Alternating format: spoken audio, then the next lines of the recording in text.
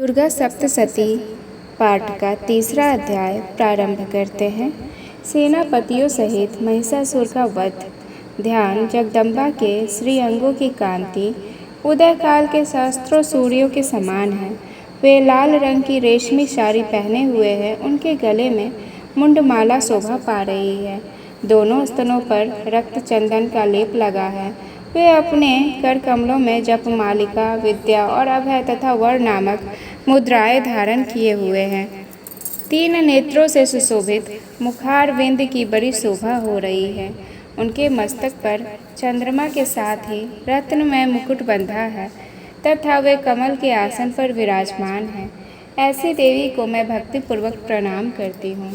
ऋषि कहते हैं, दैत्यों की सेना को इस प्रकार तहस नहस होते देख महादैत्य सेनापति शिक्षुर क्रोध में भरकर अंबिका देवी से युद्ध करने के लिए आगे बढ़ा।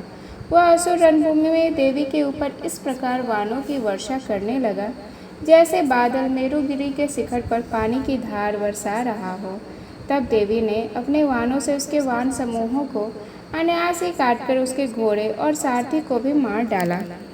साथ ही उसके धनुष तथा अत्यंत ऊंची ध्वजा को भी तत्काल काट गिराया। धनुष कट जाने पर उसके अंगों को अपने वानों से बिंद डाला। धनुष, रथ, घोड़े और सारथी के नष्ट हो जाने पर वह असुर ढाल और तलवार लेकर देवी की ओर दौड़ा। उसने तीखी धार वाली तलवार से सिंह के मस्तक पर चोट करके देवी की भी बाईं भुजा में बड़े वेग से प्रहार किया। राजन, देवी की बाह पर पहुंचते ही वह तलवार टूट गई।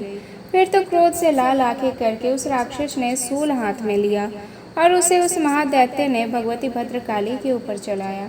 वह शूल आकाश से गिरते हुए सूर्यमंडल की भांति अपने तेज से प्रज्वलित हो उठा। उस शूल को अपनी ओर आते देख देवी ने भी शूल का प्रहार किया। उससे राक्षस के शूल के सैकड़ों टुकड़े हो गए। साथ ही महादैत्य जिक्षुर की भी धज्जियां उड़ गई। वह प्राणों से हाथ धो बैठा। महिषासुर के सेनापति उस महापराक्रमी जिक्षुर के मारे जाने पर देवताओं को पीड़ा देने वाला चामर हाथी पर चढ़कर आया और उसने भी देवी के ऊपर शक्ति का प्रहार किया, किंतु जगदम्बा ने उसे अपने हुंकार से ही आहत एवं निष्प्रह करके तत्काल पृथ्वी पर गिरा दिया। शक्ति टूटकर गिरी हुई देख चामर को बड़ा क्रोध हुआ। अब उसने शूल चलाया, किंतु देवी ने उसे भी अपने वानों द्वारा काट डाला।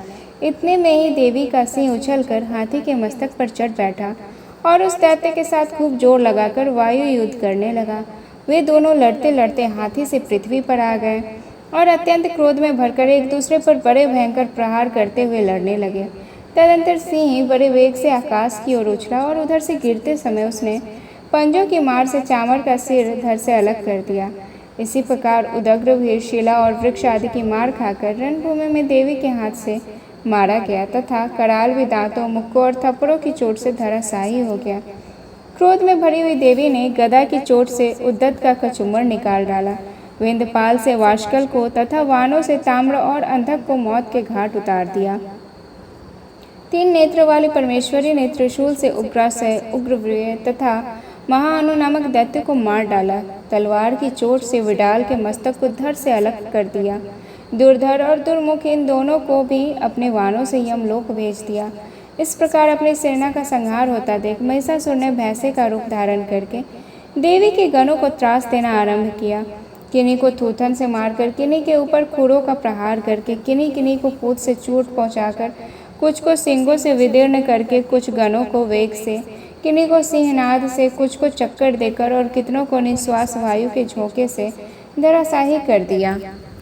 इस प्रकार गणों की सेना को गिराकर वह असुर महादेवी के सिंह को मारने के लिए झपटा।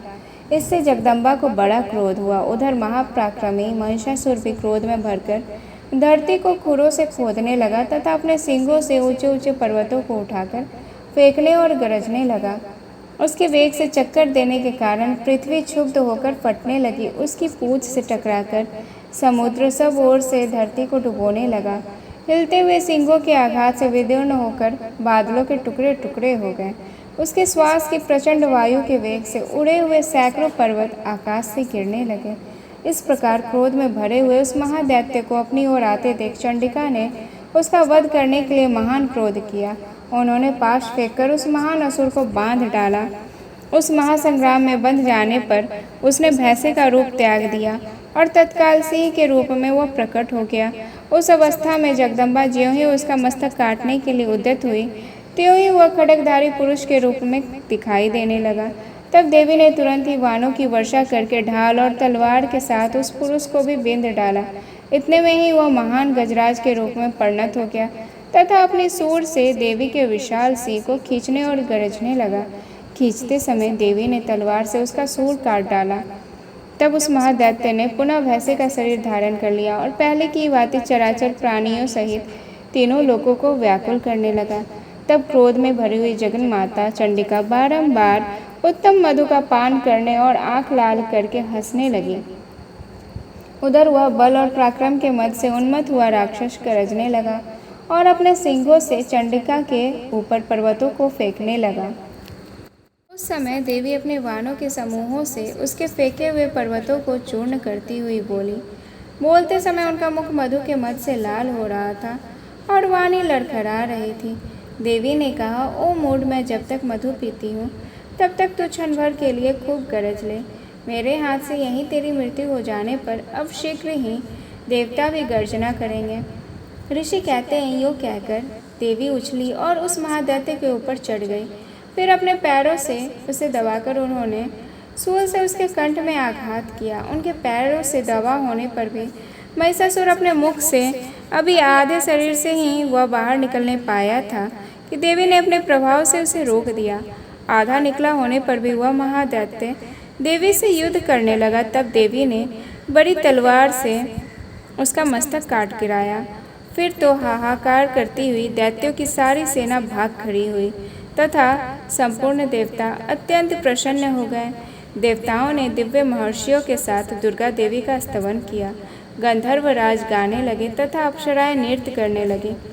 इस प्रकार श्री मार्कंडेय पुराण में शार्वणिक मंत्रव्यय की कथा के अंतर्गत देवी महात्म्य में महिषासुर वध नामक तीसरा अध्याय पूर्ण हुआ।